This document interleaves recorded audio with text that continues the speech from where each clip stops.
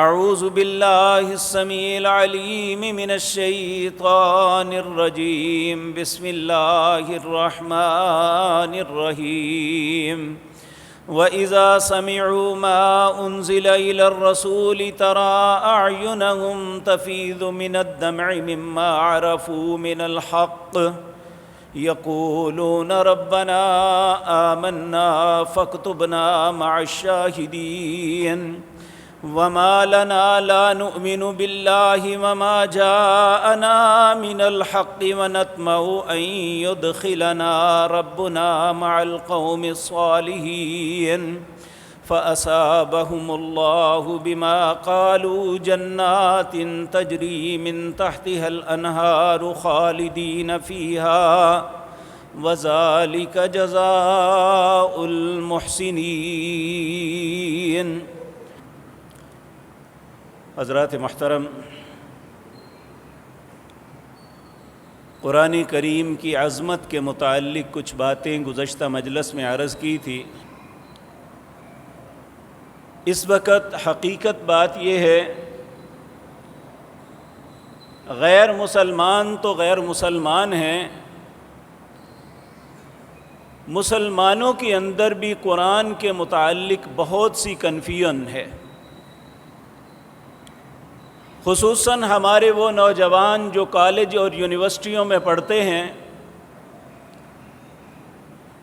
اور انہیں یہ باور کروایا جاتا ہے کہ آج قرآن جو ہے آج کے حالات کے تقاضوں کو پورا نہیں کرتا۔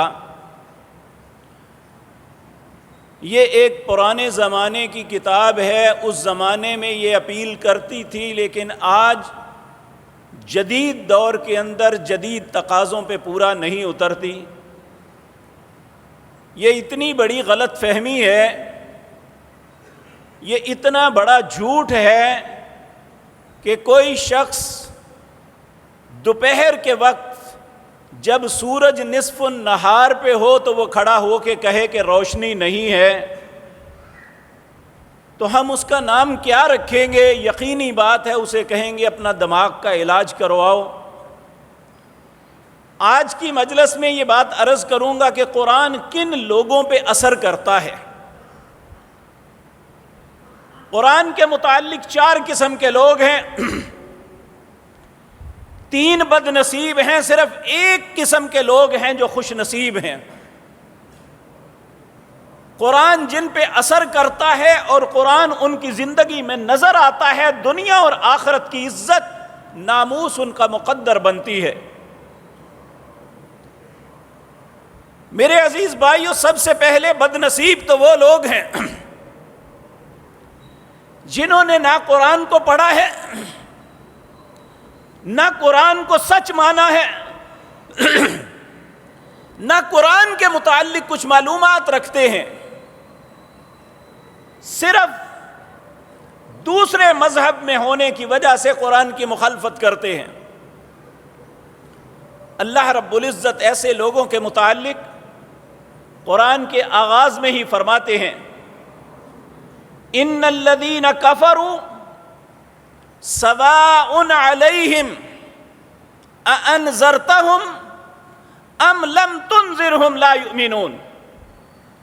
یہ جو لوگ کفر میں زندگی بسر کر رہے ہیں، یہ برابر ہیں ان کے لیے، آپ انہیں ڈرائیں یا نہ ڈرائیں، انہیں سنائیں یا نہ سنائیں، سواء علیہم، ان کے لیے دونوں حالتیں برابر ہیں۔ سواء علیہم اانذرتہم ام لم تنذرہم لا یؤمنون، یہ ایمان نہیں لائیں گے۔ کیوں نہیں لائیں گے؟ اس لیے ختم اللہ علی قلوبہم وعلی سمعہم وعلی ابصارہم غشاوۃ ولہم عذاب عظیم، العیاذ باللہ۔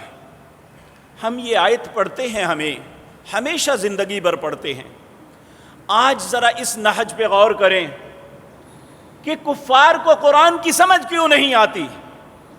اس کا سبب یہ ہے، ایک وہ قرآن کو اللہ کی کلام ہی نہیں مانتے، دوسرا وہ اس کو پڑھتے ہی نہیں ہیں، اس کو سمجھنے کے لیے کوشش ہی نہیں کرتے، صرف مخالفت برائے مخالفت، پھر اللہ ایسے لوگوں پہ ان کی دل، ان کی آنکھوں، ان کے کانوں پہ پردہ ڈال دیتا ہے۔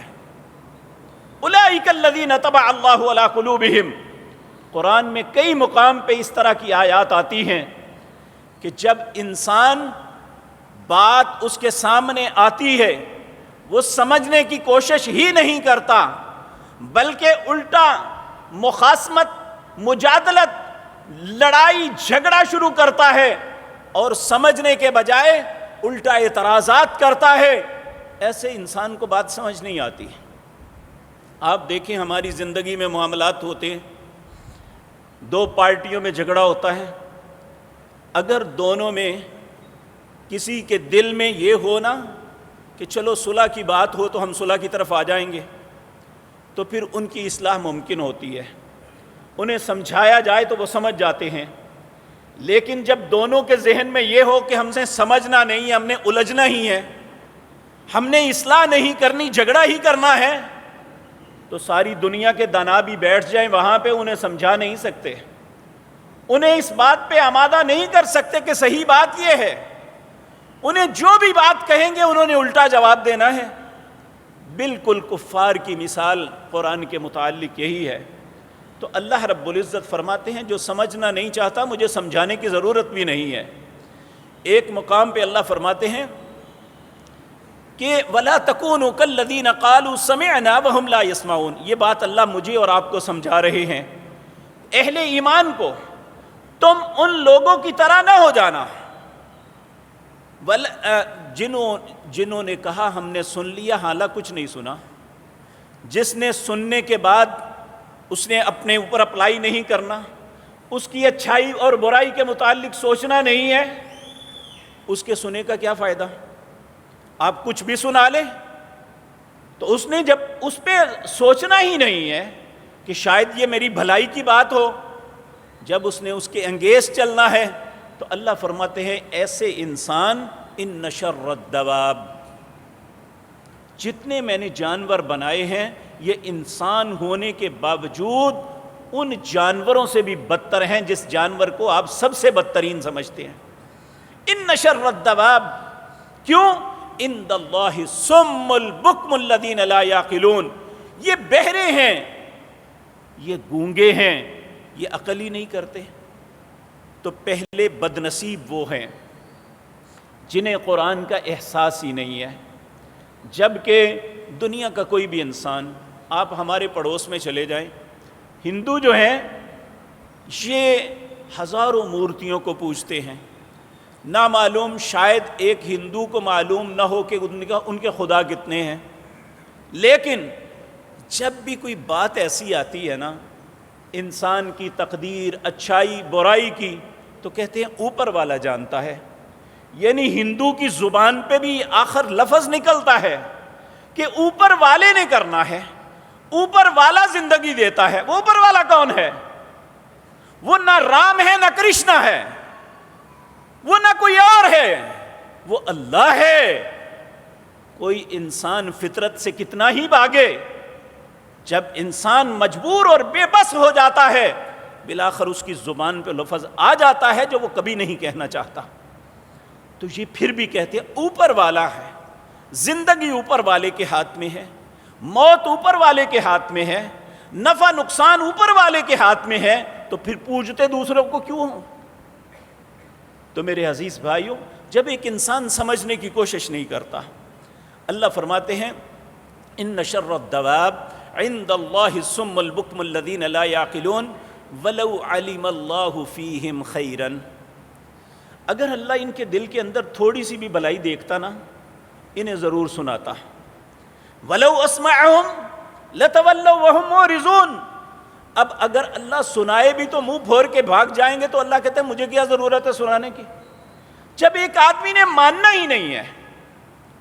آپ دیکھیے نا سورۃ بقرہ، اس میں پہلے اہل ایمان کا تذکرہ، پھر اہل کفر کا، ان الذین کفروا سواء علیہم اانذرتہم ام لم تنذرہم لا یؤمنون، یہ ان کو آپ سنائیں یا نہ سنائیں یہ ایمان نہیں لائیں گے۔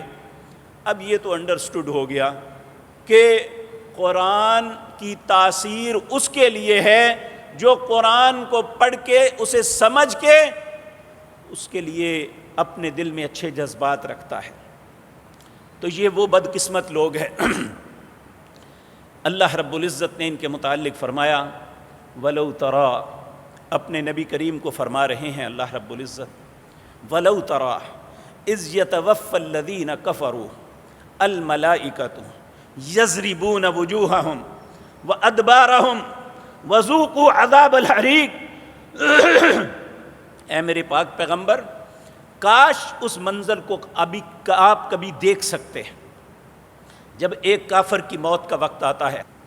وَلَوْ تَرَىٰ إِذْ يَتَوَفَّى الَّذِينَ كَفَرُوا الْمَلَائِكَةُ يَضْرِبُونَ وُجُوهَهُمْ، فرشتے ان کے چہروں پہ مارتے ہیں، وَأَدْبَارَهُمْ، ان کی پیٹھوں پہ مارتے ہیں اور کہتے ہیں نکالو اپنی جان کو باہر، وَذُوقُوا عَذَابَ الْحَرِيقِ، اس کے بعد ان کا ٹھکانہ جہنم ہے۔ العیاذ باللہ، اللہ ہم سب کو کفر سے محفوظ رکھے۔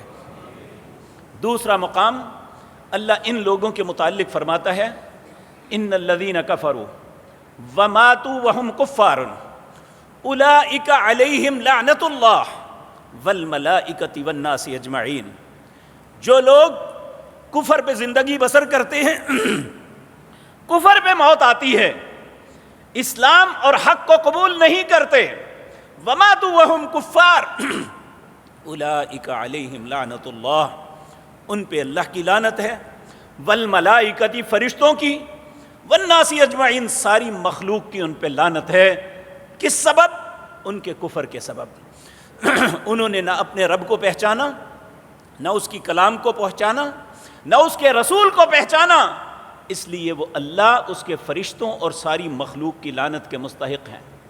تیسرا مقام اللہ فرماتے ہیں ان الذین کفروا وماتوا وهم کفار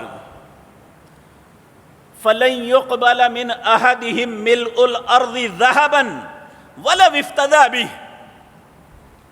ایک شخص کفر پہ زندہ رہتا ہے، اسی پہ اسے موت آتی ہے، جب قیامت کے دن اللہ کی بارگاہ میں جائے گا، اگر یہ زمین بھر کے، اس پوری زمین شرق و غرب، شمال و جنوب، جس کی انتہاؤں کا علم ہی نہیں، یہ ساری زمین بھر کے سونے کی لے آئے، یہ بھی کم ہے، وَلَوِ افْتَدَىٰ بِهِ، اسے دگنا کر کے لے آئے، اللہ کی بارگاہ میں پیش کر کے کہے اللہ یہ لے لے، مجھے چھوڑ دے، اللہ کہے میں نہیں چھوڑوں گا۔ یہ اتنی بڑی بدقسمتی ہے۔ نبی کریم صلی اللہ علیہ وسلم نے فرمایا ایک مومن، اس کے دل کے اندر یہ بات ہونی چاہیے کہ مجھے کاٹ دیا جائے، مجھے جلا دیا جائے، یہ اتنی بڑی بات نہیں ہے، یہ بہت بڑا نقصان ہے کہ کوئی انسان کفر کے رستے پہ چل پڑے۔ العیاذ باللہ، اللہ ہم سب کو اپنی پناہ میں رکھے، اللہ ہمیں سب کو کفر سے محفوظ رکھے۔ نبی کریم صلی اللہ علیہ وسلم آپ صبح اور شام اللہ سے ایک دعا مانگتے تھے، ایک اپنے آپ کی عافیت کی، اللہم عافنی فی بدنی، اللہم عافنی فی سمعی، اللہم عافنی فی بصری، لا الہ الا انت، اللہم انی اعوذ بک من الکفر والفقر واعوذ بک من عذاب القبر۔ اے اللہ، میں اپنے بدن کی عافیت کا سوال کرتا ہوں، اللہم عافنی فی بدنی، اللہم عافنی فی سمعی، اے اللہ میں اپنی قوت سماعت، اس کی عافیت کا سوال کرتا ہوں۔ اے اللہ، اللہم عافنی فی بصری، اے اللہ میں آنکھوں دیکھنے کی، قوت بصارت کی عافیت کا سوال کرتا ہوں۔ کیوں؟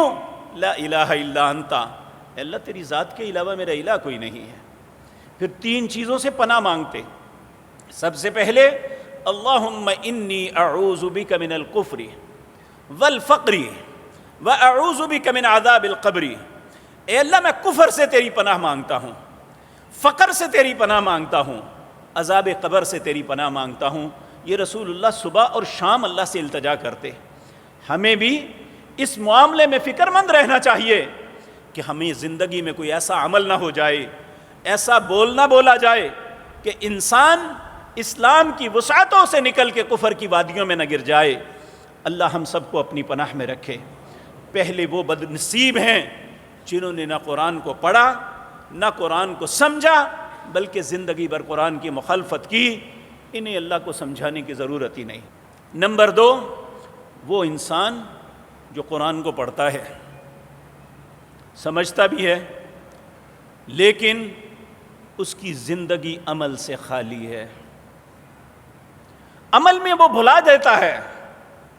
اللہ رب العزت ایسے انسان کے متعلق کہتے ہیں وَمَنْ أَعْرَضَ عَنْ ذِكْرِي فَإِنَّ لَهُ مَعِيشَةً ضَنْكًا وَنَحْشُرُهُ يَوْمَ الْقِيَامَةِ أَعْمَى قَالَ رَبِّ لِمَ حَشَرْتَنِي أَعْمَى وَقَدْ كُنْتُ بَصِيرًا قَالَ كَذَلِكَ أَتَتْكَ آيَاتُنَا فَنَسِيتَهَا وَكَذَلِكَ الْيَوْمَ تُنْسَى وَكَذَلِكَ نَجْزِي من أسرف ولم يؤمن بآیات ربی. میرے عزیز بھائیوں، بہت خوفناک بات ہے، اور اس میں مسلمانوں کے اکثر لوگ شکار ہو جاتے ہیں، اور یہ ایسی بدنصیبی ہے جو انسان کو بربادی کی طرف لے جاتی ہے. اللہ فرماتے ہیں وَمَنْ أَعْرَضَ عَنْ ذِكْرِي، جو شخص ہمارے ذکر سے اعراض کرتا ہے فَإِنَّ لَهُ مَعِيشَةً ضَنْكًا، ہم دنیا میں اس کی معیشت اس پہ تنگ کر دیں گے. میرے بھائیوں، دنیا کے سب سے زیادہ وسائل جو قدرتی وسائل ہیں وہ مسلمانوں کے پاس ہیں، پھر اس کے باوجود زندگی تنگ کیوں؟ کبھی سوچا ہے میں نے یا آپ نے؟ ایک ہوتا ہے انسان خود محنت کر کے کچھ کرتا ہے. آپ جتنے بھی غیر مسلمان ممالک ہیں دیکھ لیں، انہوں نے دنیا جو کمائی اپنی محنت کے بل بوتے پہ، اللہ نے کبھی کسی کی محنت کو ضائع نہیں کیا، وہ غلط ہے یا اچھی ہے. ایک انسان غلط رستوں پہ بھی محنت کرتا ہے، اللہ اس کی محنت کا پھل اسے دے دیتا ہے، یہ الگ بات ہے کہ اس کا بدلہ غلط ہے. اللہ کسی کی محنت کو ضائع نہیں کرتا، لیکن جو قدرتی وسائل ہیں وہ مسلمانوں کے پاس زیادہ ہیں. اس کے باوجود کبھی سوچا ہے میں نے یا آپ نے کہ ہماری معیشت ہم پہ ہی تنگ کیوں ہے؟ آپ اپنے ملک کو دیکھ لیں، یہاں لوٹ مار کا ایک بازار گرم ہے. ایک چھوٹے سے انسان سے لے کر صدر مملکت تک اس کو جونک کی طرح کھا رہا ہے. اس کے باوجود یہ بچا ہوا ہے، کیوں؟ وہ وسائل جو اللہ نے اس زمین کو دیے ہوئے ہیں. ہماری زراعت کہ اللہ ہر 6 ماہ بعد ہمیں اتنی بڑی اماؤنٹ عطا کرتا ہے کہ جو لوگ 75 سال سے ہماری موت کا انتظار کرتے ہیں، اللہ زندگی دے دیتا ہے. لیکن مجموعی اعتبار سے اگر ہم اپنے حالات کو دیکھیں تو ہر انسان تنگ دستی کا شکار ہے. اس کا سبب کہ ہم نے قرآن کو پڑھا بھی، قرآن سے محبت کا دعویٰ بھی، قرآن کو سمجھنے کے لیے کوشش بھی کی، لیکن ہماری عملی زندگی میں قرآن نظر نہیں آتا الا ماشاء اللہ. تو اللہ فرماتے ہیں ومن اعرض عن ذکری، جو ہمارے اس ذکر سے اعراض کرے گا، سب سے پہلا میں کام ان کے ساتھ یہ کروں گا فَإِنَّ لَهُ مَعِيشَةً ضَنْكًا، میں ان کی معیشت ان پہ تنگ کر دوں گا. اور دوسری، اللہ اس وقت سے پہلے ہمیں توبہ کی توفیق دے دے. وَنَحْشُرُهُ يَوْمَ الْقِيَامَةِ أَعْمَى، جب قیامت کا دن ہوگا اللہ کہتے ہیں میں اندھا کر کے اٹھاؤں گا. اس وقت انسان اللہ سے کہے گا قَالَ رَبِّ لِمَ حَشَرْتَنِي أَعْمَى وَقَدْ كُنْتُ بَصِيرًا، اے اللہ تو نے مجھے اندھا کیوں کیا جب کہ میں دیکھتا تھا؟ تو اللہ رب العزت اس کے جواب میں کہیں گے قَالَ كَذَلِكَ أَتَتْكَ آيَاتُنَا فَنَسِيتَهَا، کیا تیرے پاس میری آیتیں آئی تھی، میرے احکامات کا علم ہوا تھا؟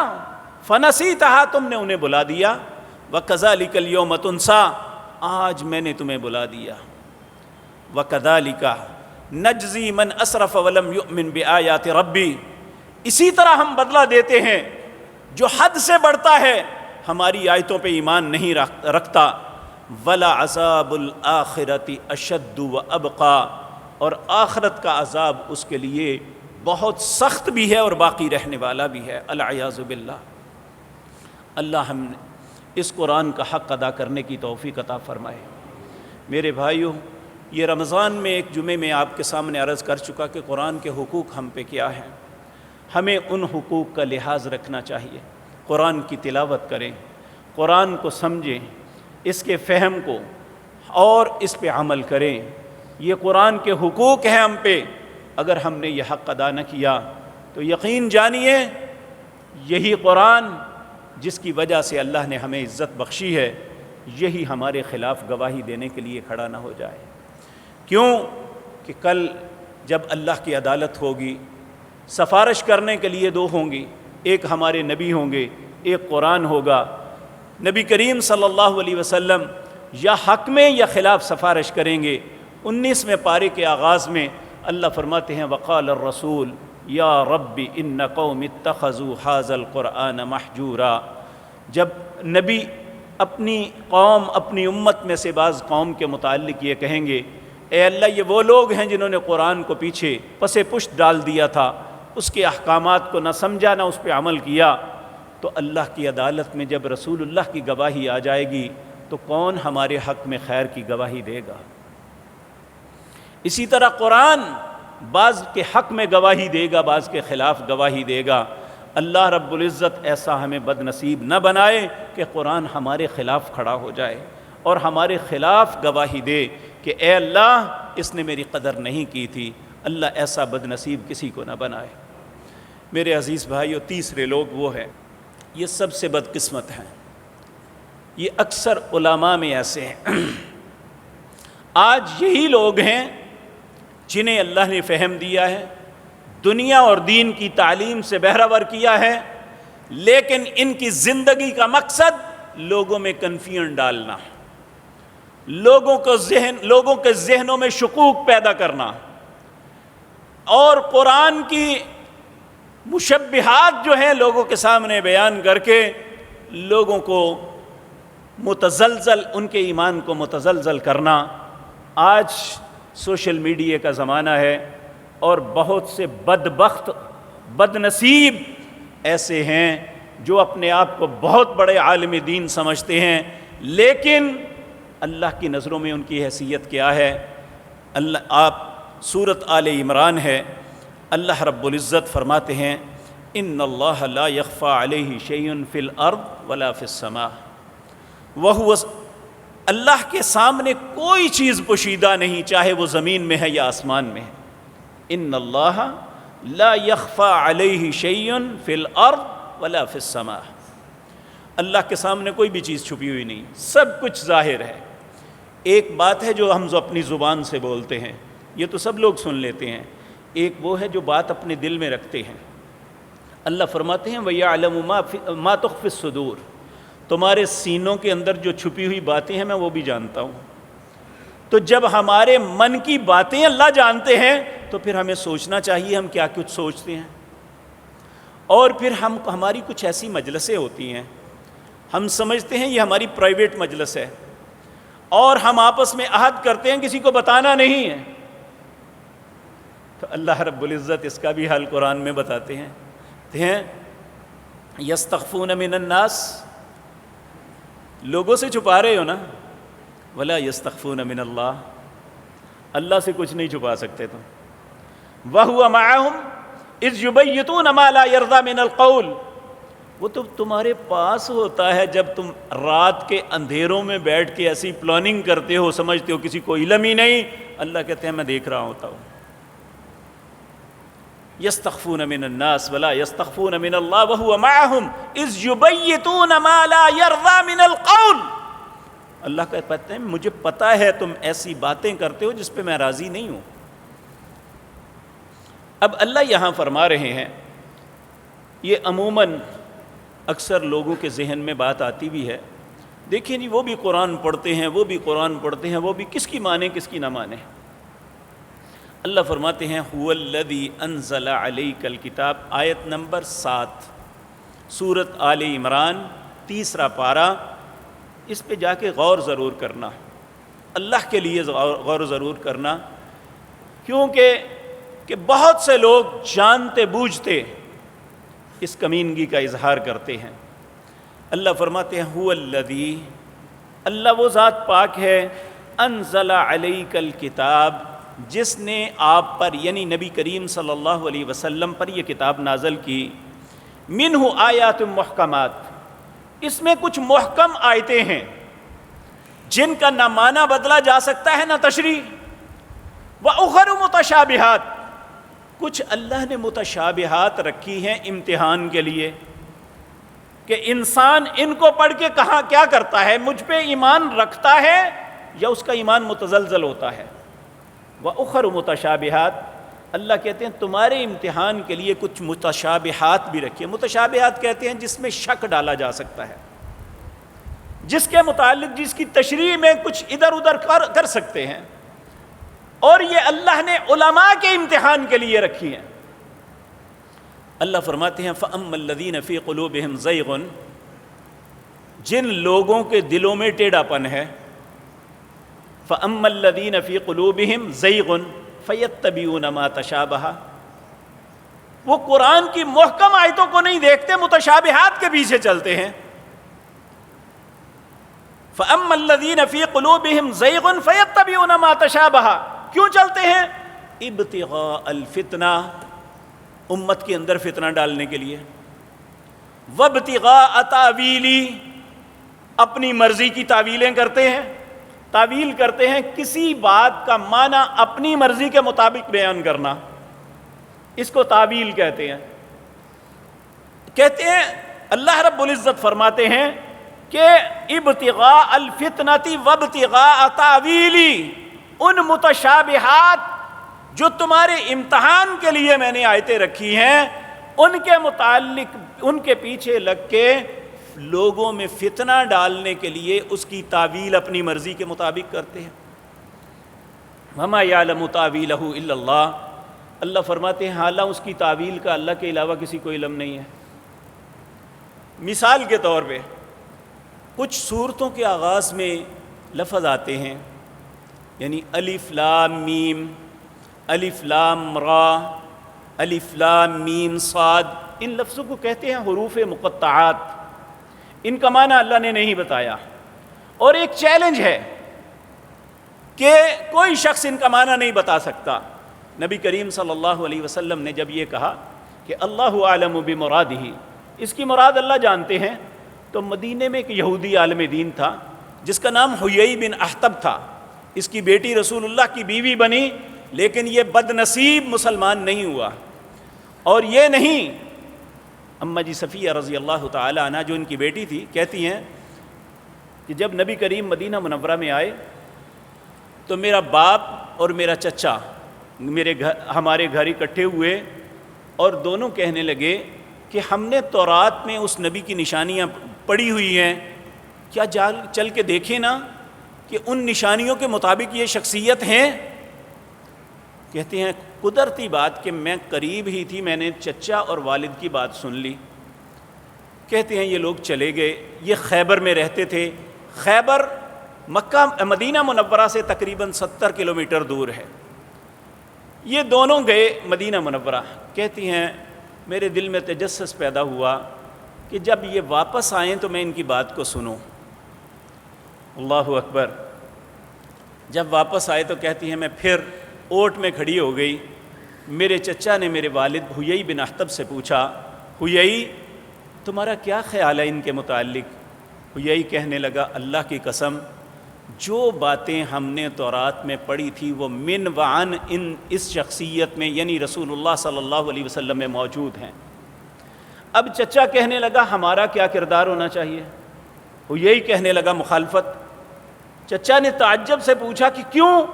اس لیے کہ ہماری قوم سے نہیں ہے، اگر یہ بنی اسرائیل سے ہوتے تو مان لیتے، وگرنہ ہم نہیں مانتے، یعنی ان کو نہ مانا۔ اس حیی بن اخطب کو اپنے علم پہ بڑا ناز تھا۔ جب نبی کریم نے یہ فرمایا نا الف لام میم اللہ اعلم بمرادی، یہ بھاگ کے آیا رسول اللہ کے پاس، آپ کو اس کا معنی نہیں پتا، مجھے پتا ہے۔ کیونکہ یہود علم العاداد میں بڑے مہارت رکھتے ہیں. تو نبی کریم صلی اللہ علیہ وسلم نے فرمایا بتا دو. کہنے لگا الف لام میم. الف کا مطلب 1، لام کا مطلب 20 اور میم کا مطلب 50. 50 اور 20 70 اور 1 71. زور سے اپنے سینے پہ ہاتھ مار کے کہنے لگا 71 سال کے بعد تمہارا دین ختم ہو جائے گا. آپ نے فرمایا مجھ پہ الف لام میم صاد بھی اترا ہے. کہنے لگے یہ 200 اتنے سال ہوئے. پھر فرمایا مجھ پہ الف لام را بھی اترا ہے، مجھ پہ قاف ہا یا عین صاد بھی اترا ہے، مجھ پہ ہا میم عین سین کاف بھی اترا ہے. جب آپ نے 3 4 5 یہ آیات پڑھی، زور سے اپنے منہ پہ ہاتھ مار کے کہنے لگا مجھے کچھ سمجھ نہیں آ رہی آپ کیا کہتے ہیں. تو یہ بات یاد رکھیں، جس چیز کا اللہ نے علم نہیں دیا اس چیز کو کھروچنا یہ اپنی ہلاکت کو دعوت دے رہا ہے. جس نے بھی ایسا کیا تو ہمارے بھی بعض علماء جس طرح غامدی ہے، مرزا محمد علی ہے، یہ متشابہات کے پیچھے چل کے لوگوں کو فتنے میں مبتلا کر رہے. تو اللہ رب العزت فرماتے ہیں وَمَا يَعْلَمُ تَأْوِيلَهُ إِلَّا اللَّهُ. ان متشابہات کی تعویل نہ کرنا. اچھا غامدی نے اس کا معنی کیا کیا ہے؟ کہتا ہے یہ آلات مزامیر ہیں، یہ گانے بجانے کے آلات. اس کا مطلب یہ ہے یعنی اس نے اس آیات سے گانے بجانے کو حلال کر دیا، جبکہ اللہ کے رسول صلی اللہ علیہ وسلم نے فرمایا اللہ نے مجھے بھیجا ہی آلات مزامیر کو ختم کرنے کے لیے ہے. آپ نے فرمایا اللہ نے 2 چیزوں پہ ہمیشہ لعنت کی ہے، ایک خوشی کے وقت گانے بجانے پہ، اور دوسرا غمی کے وقت آوزاری کرنے یعنی واویلا کرنے. من ضرب الخدود وشق الجیوب ودعا بدعوت الجاہلیہ فلیس منا. جس نے مصیبت کے وقت اپنے رخساروں کو پیٹا، اپنی زبان سے جاہلیت کی آوازیں بین لگائے، کہا وہ میری امت میں سے نہیں ہے. تو میرے عزیز بھائیوں، ان لوگوں نے ان کی غلط تشبیہات کی اور لوگوں کو کنفیوز کیا. اسی طرح ہمارے تعلیمی نظام میں جو ٹیچر اور پروفیسر ہیں وہ بھی اپنے علم کے زوم میں قرآن کی آیات کی تشکیک کرتے ہیں، اس میں شک پیدا کرنے کی کوشش کرتے ہیں. اللہ فرماتے ہیں وما یعلم تاویلہ الا اللہ. اس کی تعویل اللہ کے علاوہ کوئی نہیں جانتا. والراسخون فی العلم. جو راسخ علم والے ہیں، جو سچے عالم دین ہیں، وہ جب ایسی بات آ جائے تو کہتے ہیں یقولون آمنا بی، ہم اس پہ ایمان لاتے ہیں، کل من عند ربنا، یہ ہمارے رب کی طرف سے ہے، وما یتذکر الا اولو الالباب، اور یہ نصیحت ان کے لیے ہے جو عقل والے ہیں. جس نے عقل ہی نہیں کرنی اس کے لیے یہ نصیحت نہیں ہے. یہ تیسرے بد نصیب ہیں جن کا مقصد قرآن کو پڑھ کے سمجھ کے لوگوں میں شکوک پیدا کرنا، معاشروں میں فتنہ ڈالنا، لوگوں کو فرقوں میں مبتلا کرنا، لوگوں کو پھاڑنا ایک دوسرے سے. وہ قرآن کی آیات کی غلط تشریح اور متشابہات کے پیچھے چل کے منہ ابتغاء الفتنۃ وابتغاء تأویلی، فتنہ ڈالنے کے لیے تعویلیں کرتے ہیں العیاذ باللہ. اور اللہ رب العزت ایسے لوگوں کے متعلق فرمایا، اللہ اہل کتاب کو یہ حکم دے رہے ہیں، 6واں پارہ ہے اس کا آخری رکوع. اللہ کہتے ہیں یا اہل الکتاب لا تغلوا فی دینکم غیر الحق. اہل کتاب دین کے اندر غلب نہ کرنا. غلب کہتے ہیں کسی چیز کو ایڈ کرنا دین کے اندر. پرسوں بھی ایک بزرگ یہاں تشریف لائے تو بظاہر وہ چھیڑ چھاڑ کر رہے تھے، تو میں نے انہیں یہ آیت پڑھ کے سنائی. کہنے لگے اس میں کرنے حرج کیا ہے؟ میں نے کہا حرج یہ ہے کہ اللہ نے منع کیا ہے کہ دین کے اندر اپنی مرضی سے کوئی نیا ایڈیشن شامل نہیں کر سکتے. غیر الحق، اللہ نے کسی کو حق یہ نہیں دیا. ولا تتبعوا اهواء قوم، پھر اللہ اہل ایمان کو کہتا ہے تم ان لوگوں کی اتباع نہ کرنا. ولا تتبعوا اهواء قوم ولا تتبعوا اهواء قوم من قبل وضلوا عن سبیل اللہ. ان لوگوں کے پیچھے نہ چلنا جنہوں نے بہت سے لوگوں کو گمراہ کر دیا. وضلوا عن سواء السبیل، اور خود بھی رستے سے بھٹکے ہوئے ہیں. العیاذ باللہ، اللہ ہم سب کو اپنی پناہ میں رکھے۔ تو میرے عزیز بھائیوں، اب سوال یہ پیدا ہوتا ہے کہ قرآن کن پہ اثر کرتا ہے؟ اللہ رب العزت اپنی پاک کلام کا سورۃ فاتحہ کے بعد سورۃ بقرہ کا آغاز ہی کرتے ہیں، ذالک الکتاب لا ریب فیہ۔ یہ ایک ایسی کتاب ہے جس میں کوئی شک نہیں، لیکن ھدی للمتقین، یہ ہدایت اسے دیتی ہے جس کا دل ٹیڑھا نہیں ہے، جس کے دل میں اس کا بغض نہیں ہے، جس کے دل میں خوف خدا ہے، جو اپنے رب سے ڈرتا ہے، وہ عیسائی ہے، یہودی ہے، مسلمان ہے، کوئی بھی ہے، وہ اس کی بات کو فوراً قبول کر لے گا۔ میرے بھائی، اس کی مثال دیکھیں، نبی کریم صلی اللہ علیہ وسلم اور صحابہ کرام آغاز اسلام میں مکے کے لوگوں نے آپ کو بہت تکلیفیں دی، یہاں تک کہ نبی کریم نے اپنے بعض جو کمزور ساتھی تھے انہیں ہجرت کرنے کی اجازت دی اور انہیں کہا کہ حبشہ چلے جاؤ۔ آج ایتھوپیا اور اس کے قرب و جوار یہ حبشہ کی مملکت تھی، اس وقت عیسائی مملکت تھی۔ ان کا حکمران اسمع نجاشی تھا۔ نبی کریم نے فرمایا وہ ایک نیک دل حکمران ہے، اس کے پاس چلے جاؤ، شاید کچھ دن آرام سے تمہارے گزر جائیں۔ یہ لوگ سمندر کراس کر کے ایتھوپیا پہنچے، وہاں حبشہ کی حکومت پہ، اور نبی کریم کا خط انہیں دیا، انہوں نے رہنے کی اجازت دے دی۔ اہل مکہ یہ اپنے دل میں چونکہ بڑا بغض رکھتے تھے، انہوں نے ایک ڈیلیگیشن، ایک وفد تشکیل دیا جس کے سربراہ عمر بن عاص تھے، انہیں بھیجا کہ اسمع نجاشی کو کہو انہیں نکال دیں یہاں سے۔ یہ لوگ بڑے تحائف لے کے گئے، انہیں پہلے جا کے تحائف دیے، اور حکمرانوں کی کمزوری تحفے ہوتی ہیں، لیکن جس کے دل میں خوف خدا ہو وہ ان باتوں کی چیز پرواہ نہیں کرتا۔ تحائف دے کے کہنے لگے کہ یہ لوگ آپ کے پاس کچھ آئے ہیں، انہوں نے اپنے آبا کے دین کو چھوڑ دیا، یہ بے دین ہو گئے، آپ انہیں ہمارے حوالے کر دیں۔ انہوں نے بلایا تو حضرت جعفر بن ابی طالب، یہ سیدنا علی کے بڑے بھائی تھے، وہ اس قافلے کے سالار وہ تھے، وہ آئے، انہوں نے کہا ہم نے کسی کے دین کو نہیں چھوڑا بلکہ ہم نے اللہ کے دین کو قبول کیا ہے، اور اللہ نے ہمارے اندر ایک شخصیت ہیں جن کا نام محمد بن عبداللہ صلی اللہ علیہ وسلم ہے، انہیں اللہ نے نبوت سے نوازا، ہم ان کی اتباع کرتے ہیں اور یہ ہماری مخالفت کرتے ہیں۔ اس نے کہا ٹھیک ہے، کوئی بات نہیں، آپ رہیں آرام سے۔ پھر وہ آئے کہ یہ چال کامیاب نہیں ہوئی، وہ آ کے کہنے لگے جی آپ کے جو نبی عیسیٰ علیہ السلام ہیں نا، یہ ان کی عزت نہیں کرتے، ان کا عقیدہ ان کے متعلق بڑا غلط ہے۔ اس نے پھر بلا لیا تو حضرت واقعتاً مسلمانوں کا عقیدہ وہ نہیں ہے جو عیسائیوں کا عقیدہ ہے۔ تو جب حضرت جعفر بن ابی طالب آئے تو انہوں نے کہا کہ یہ کہتے ہیں کہ تمہارا حضرت عیسیٰ علیہ السلام کے متعلق عقیدہ درست نہیں ہے۔ تو کہنے لگے میں نے اس وقت سوچا کہ آج جو بھی ہوگا میں اللہ کی کلام پڑھ کے سناتا ہوں۔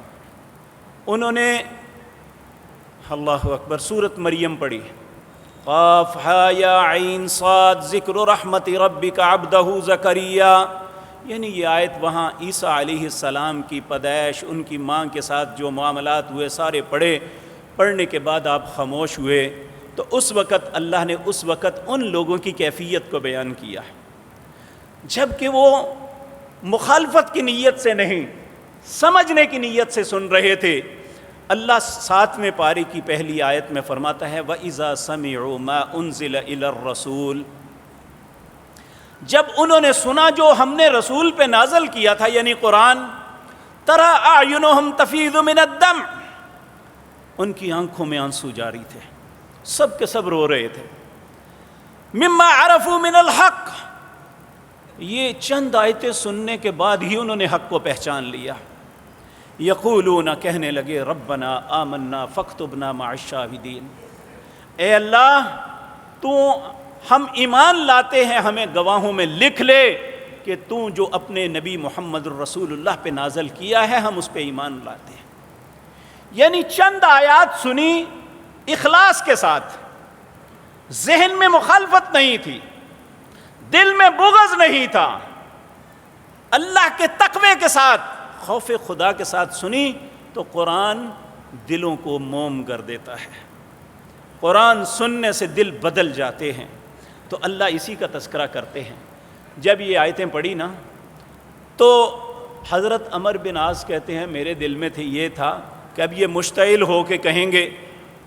انہوں نے ان کے رونے کا مطلب غلط سمجھا، کہنے لگے شاید ان کے عقیدے کے خلاف بات ہوئی ہے اور یہ رو رہے ہیں، اب یہ غصے میں ان کے ساتھ بات کریں گے۔ اسماء نجاشی نے زمین سے ایک تنکا اٹھایا، کہنے لگا اللہ کی قسم جو کچھ تم نے بیان کیا، حضرت عیسیٰ یہ تنکا توڑ کے کہتے ہیں اس سے اتنے بھی زیادہ نہیں ہیں نہ اتنے کم ہیں جو آپ نے بیان کیا ہے۔ یعنی قرآن کریم ایک ایسی کتاب ہے، یہ اثر انداز ان لوگوں پہ ہوتی ہے جو اس کے اثر کو قبول کرنے کے لیے اسے کھولتے ہیں، جو یہ سمجھ کے اسے پڑھتے ہیں کہ میں نے اگر میری فہم میں یہ بات آئی کہ یہ سچ ہے تو پھر میں اسے قبول کر لوں گا۔ میرے عزیز بھائیوں، اللہ رب العزت فرماتے ہیں پھر انہوں نے کیا کہا۔ جب اسماء نجاشی نے یہ بات کہی تو ان کے دربار کے اندر جو مولوی تھے، یہ بات یاد رکھیں، سب سے زیادہ دین میں رکاوٹ وہ پیشہ ور علماء ہوتے ہیں جن کی روٹی مرتی ہے۔ انہوں نے ہوک لگائی، ہوں آپ کیا کہہ رہے ہیں؟ تو اس نے کہا وما لنا لا نؤمن باللہ، میرے لیے کیا ہے میں اللہ پہ ایمان نہ لاؤں، وما جاءنا من الحق، اور جب کہ مجھے پتہ چل گیا ہے کہ حق میرے پاس آ گیا، وَنَطْمَعُ يَدْخُلَنَا رَبُّنَا، اور میں اس بات پہ طمع رکھتا ہوں کہ اللہ مجھے ان کے ساتھ داخل کر دے، مع القوم الصالحین، قوم صالح کے ساتھ۔ پھر اللہ فرماتے ہیں جب انہوں نے یہ کہہ دیا فَأَصَابَهُمُ اللَّهُ بِمَا قَالُوا جَنَّاتٍ تَجْرِي مِن تَحْتِهَا الْأَنْهَارُ خَالِدِينَ فِيهَا وَذَلِكَ جَزَاءُ الْمُحْسِنِينَ۔ پھر اللہ کہتے ہیں میرا اجر ان پہ لیے ثابت ہو گیا، میں انہیں ایسی جنت کا حقدار بنایا جس کے نیچے نہریں بہتی ہیں، ہمیشہ اس میں رہیں گے، وَذَلِكَ جَزَاءُ الْمُحْسِنِينَ، یہ محسنین کی جزا ہے۔ میرے عزیز بھائیوں، اسی طرح بعض ایسے غیر مسلمان جو اہل کتاب تھے، جب انہوں نے ایمان قبول کیا تو اللہ نے ان کے لیے فرمایا الذین آتیناہم الکتاب۔ صحابہ میں کتنے تھے جو پہلے عیسائی مذہب اختیار کیے ہوئے تھے، اور کچھ ایسے بھی تھے جو یہود میں سے تھے، اور کچھ ایسے تھے جو بے دین صابی تھے۔ سب نے جب قرآن کو قبول کیا، اللہ نے کہا وَإِذَا يُتْلَى عَلَيْهِمْ قَالُوا آمَنَّا بِهِ أَنَّهُ الْحَقُّ مِنْ رَبِّنَا إِنَّا كُنَّا مُسْلِمِينَ، جب انہوں نے اس کی تلاوت کی اور یہ کہا کہ ہم ایمان لاتے ہیں یہ حق ہے ہمارے رب کی طرف، ہم اس کے فرما بردار بنتے ہیں، اللہ کہتے ہیں أُولَٰئِكَ يُؤْتُونَ أَجْرَهُمْ مَرَّتَيْنِ، میں ان کو دگنا اجر دوں گا، کہ جنہوں نے اپنا مذہب بھی چھوڑا اور ایک دوسرے مذہب میں داخل ہوئے اور قرآن کو پوری دیانتداری سے قبول کیا، اللہ کہتے ہیں میں انہیں دگنا اجر دوں گا۔ میرے بھائیو، آج مسلمانوں میں بھی دیکھ لیں کہ ہم میں سے کوئی قرآن پڑھتا ہے تو خدا نہ خواستہ اس کی زبان پہ لفظ نہیں چڑھتا تو کہتے ہیں یار نہ پڑھو گناہ گار ہو جاؤ گے، جبکہ رسول اللہ نے فرمایا جو شخص بڑھاپے زبان کی موٹائی کی وجہ سے قرآن پڑھتا ہے، اس کی زبان پہ لفظ نہیں چڑھتا، وہ بڑی دقت کے ساتھ ادا کرتا ہے، لفظ کو صحیح نہیں ادا کر سکتا، ایک عام انسان کو ایک اجر ملتا ہے تو اس کوشش کرنے والے کو اللہ 2 اجر عطا فرماتے ہیں۔ قرآن پڑھنے والا گناہ گار نہیں ہوتا۔ قرآن پڑھنے والا گناہ گار وہ ہوگا جو قرآن اس لیے پڑھتا ہے کہ میں نے اس کی مخالفت کیسے کرنی ہے، قرآن اس لیے پڑھتا ہے کہ میں نے لوگوں کو کنفیوز کیسے کرنا ہے، قرآن اس لیے پڑھتا ہے کہ لوگوں میں شکوک کیسے پیدا کرنے ہیں، وہ بد نصیب گناہ گار ہوگا۔ اور جو قرآن کو اس لیے پڑھتا ہے کہ یہ اللہ کی کلام ہے، مجھے اس کو پڑھنا ہے، مجھے اس کو سمجھنا ہے، اس کے مطابق زندگی بسر کرنی ہے، تو قرآن اسے گناہ گار نہیں کرتا، قرآن اسے اجر عطا کرتا ہے۔ ان اللہ یرفع بہذا الکتاب اقواما، اللہ نے اس کتاب کے اندر ہی عزت رکھی ہے، اس کتاب کی وجہ سے بعض قوموں کو اللہ عزت عطا کرتے ہیں، بعض قومیں ذلیل اور رسوا ہو جاتی ہیں۔ عزت کنہیں ملتی ہے؟ جو قرآن کو اس کے حق کے ساتھ پکڑتے ہیں۔ میرے بھائیو، ایک ان پڑھ آدمی جس نے ساری زندگی کچھ نہیں پڑھا، جسے لفظ لکھنا نہیں آتا، اگر وہ اخلاص کے ساتھ قرآن کوئی فہم کے لیے کوشش کرتا ہے تو اسے قرآن پڑھنا بھی آتا ہے اور قرآن کا سمجھ بھی اللہ عطا کر دیتے ہیں۔ جو اس لیے پڑھتا ہے کہ میں نے اپنے مسلک کے مطابق اسے کرنا ہے، قرآن اسے ہدایت نہیں دیتا۔ اور اسی طرح میرے عزیز بھائیو، قرآن کا فہم اس شخص کو بھی حاصل نہیں ہوتا جس شخص کے رزق میں حلال کم اور حرام زیادہ ہو۔ رزق حرام والے انسان کو بھی اللہ ہدایت کی طرف نہیں آنے دیتا۔ اللہ نے پہلا پارہ، اللہ اکبر، اس کا تیسرا رکوع، اللہ فرماتے ہیں یضل بہ کثیرا ویہدی بہ کثیرا۔ بہت سے لوگ اس قرآن کو پڑھ کے ہدایت پا جاتے ہیں اور بہت سے گمراہ ہو جاتے ہیں۔ اے مالک، گمراہ کیسے ہوتے ہیں؟ اللہ فرماتے ہیں وما یضل بہ الا الفاسقین، گمراہ وہ ہوتا ہے جو فسق گناہ کی زندگی بسر کرتا ہے، گناہوں کے سے اجتناب نہیں کرتا، قرآن اسے ہدایت نہیں دیتا، قرآن اسے ہدایت دیتا ہے۔ آپ دیکھیں، خراسان کا ایک بہت بڑا ڈاکو فضیل بن عیاض کہ لوگ ڈرتے ہیں اس سے۔ ایک رات اس شہر کے اندر ایک خاتون کے متعلق تھا کہ وہ بڑی خوبصورت ہے وہ بیوہ تھی، کسی نے اس کا چہرہ نہیں دیکھا ہوا تھا، لیکن اس کے چرچے تھے کہ خوبصورت بہت ہے۔ یہ اس ارادے سے گھر سے نکلا کہ آج اس عورت کی عصمت دری میں کروں گا، آج کی رات۔ اس کے گھر کے باہر آ کے سیڑھی لگاتا ہے، سیڑھی پہ چڑھنا شروع ہو جاتا ہے۔ اسی اثناء میں کوئی اللہ کا بندہ اپنے گھر سے نکلتا ہے، تہجد کے لیے مسجد میں آ رہا ہے، رات کا پچھلا پہر ہے، کوئی جاگنے والا کوئی آ نہیں رہا۔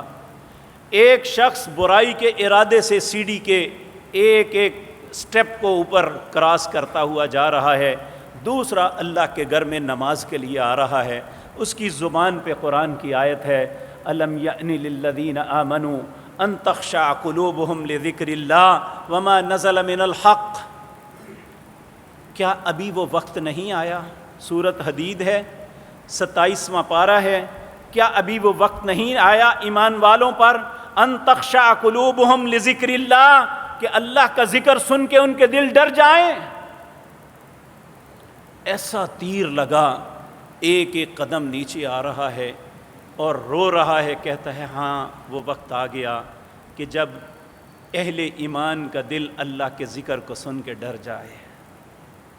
نیچے آتا جاتا ہے، پھر لوگ دیکھتے ہیں وہی فضیل بن عیاض جسے وقت کی حکومت بھی خوف زدہ رہتی تھی اور جتنی فورسز تھی کوئی اس پہ ہاتھ نہیں ڈال سکتی تھی، اب گلیوں بازاروں میں روتا پھرتا ہے، اللہ سے معافیہ مانگتا ہے، سکون نہیں ملتا۔ پھر وہ اللہ سے وعدہ کرتا ہے اللہ تیرے گھر کا مجاور بن کے چلا جاؤں گا۔ یہ مکہ مکرمہ میں بیت اللہ میں آ جاتا ہے، اور وہاں بھی میں نے بھی اپنی زندگی میں ایک دفعہ ایک منظر ایسا دیکھا تھا کہ ایک دن ایک بڑا قدور بڑا خوبصورت نوجوان یہ بیت اللہ میں داخل ہوتا ہے، احرام باندھا ہوا ہے، لیکن احساس ہو رہا تھا کہ اسے پتہ نہیں میں نے کرنا کیا ہے۔ وہ ایک نو مسلم تھا اور اس نے طواف کیا، اسے گائیڈ کرنے والا شخص ساتھ اسے بتا رہا تھا۔ چند دنوں کے بعد اس کی کیفیت یہ تھی کہ اس کا جب بھی وہ طواف کے لیے یا نماز کے لیے آتا، اس کی آنکھوں سے آنسوؤں کی جھڑی لگ جاتی، اس کا جسم کانپتے ہوئے وہ طواف کرتا، اور اسے دیکھ کے احساس ہوتا تھا ہر آنے والے دن اس کی کیفیت بدل رہی ہے۔ ہر آدمی اس کی طرف متوجہ ہوتا، دیکھتا کہ یہ کون ہے، کہاں سے آیا۔ یہی معاملہ فضیل بن عیاض سے ہوا۔ یہ خراسان سے چل کے جب مکہ میں آیا، اور مکہ میں ہر وقت کبھی ملتزم سے چمٹ کے روتا، کبھی سجدے میں روتا، کبھی رکوع کے اندر، کبھی کعبۃ اللہ پہ چمٹ کے روتا۔ لوگ اس کے رونے کو دیکھ کے اس پہ ترس کھاتے۔ آخر انہوں نے پوچھا کون ہو، کہاں سے آئے ہو؟ کہنے لگے میں مالک سے معافی کے لیے آیا ہوں۔ لوگوں کی محبت ہو گئی اس سے، پھر لوگ اس کے ساتھ تعلق بن گیا۔ پھر ایسا وقت آیا کہ کچھ لوگوں نے کہا فضیل تیرے چہرے پہ مسکراہٹ نہیں دیکھی، کبھی ہنس کے بھی دکھا دو۔ کہنے لگا جب تک مجھے پتہ نہ چل جائے میرے مالک نے مجھے معاف کر دیا ہے، اس چہرے پہ ہنسی نہیں آئے گی۔ ایک دن وہ آ گیا جب ہر انسان پہ جو آنا ہے کل نفس ذائقۃ الموت، اس کی موت کا وقت آیا۔ اب وہ اپنی چارپائی پہ اس کی میت پڑی ہوئی تھی، سارے لوگ اس کے مرنے پہ رو رہے تھے، لیکن اس کا چہرہ مسکرا رہا تھا۔ اس کے چہرے نے بتایا کہ اللہ نے اسے معاف کر دیا۔ آج جب بھی زاہد، متقی، پرہیزگار لوگوں کا تذکرہ آتا ہے تو فضیل بن عیاض کا بھی تذکرہ آتا ہے، جو پہلے ایک ڈکیت تھا، ایک بہت بڑا گناہگار تھا، لیکن اس قرآن نے اس کی زندگی ایک آیت نے بدل دی۔ الم یأن للذین آمنوا ان تخشع قلوبهم لذکر اللہ وما نزل من الحق ولا یکونوا کالذین اوتوا الکتاب۔ اے لوگو، ان لوگوں کی طرح نہ ہو جانا جو اہل کتاب تھے، من قبل فطال علیہم الامد، کہ جب ان کے اور رسول کا فاصلہ زیادہ ہو گیا، فقست قلوبہم، ان کے دل اور سخت ہو گئے، وکثیر منہم فاسقون، سب فاسق ہو گئے۔ اے اللہ ہمارے دلوں کو سخت نہ کرنا، اے اللہ ہمارے دلوں کو نرم کر دینا۔ نیک اور صالح لوگ اپنے سجدوں کے اندر اللہ سے یہ دعا مانگتے تھے، یا مقلب القلوب ثبت قلبی علی دینک، اے دلوں کو جمع دینے والے، دلوں کو پھیر دینے والے، میرے دل کو اپنے دین کی طرف پھیر لے۔ اے اللہ ہمارے دلوں کو قرآن کی طرف پھیر دے، اے اللہ ہمارے دلوں کو اپنے دین کی طرف پھیر دے، اے اللہ ہمارے دلوں کو اپنے نبی کی اطاعت پہ پھیر دے، اے اللہ ہمارے دلوں کو اپنی فرما برداری پہ پھیر دے، اے اللہ اسی پہ زندہ رکھنا، اسی میں موت نصیب فرمانا۔ اقول قولی ھذا واستغفر